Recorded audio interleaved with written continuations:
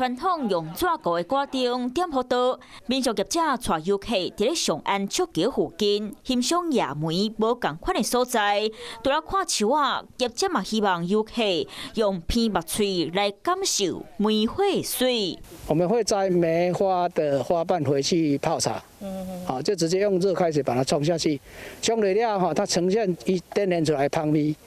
甲你伫梅仔长闻到的香味完全无共。所以来带游客来买梅花，想讲梅花可以当摕来泡茶，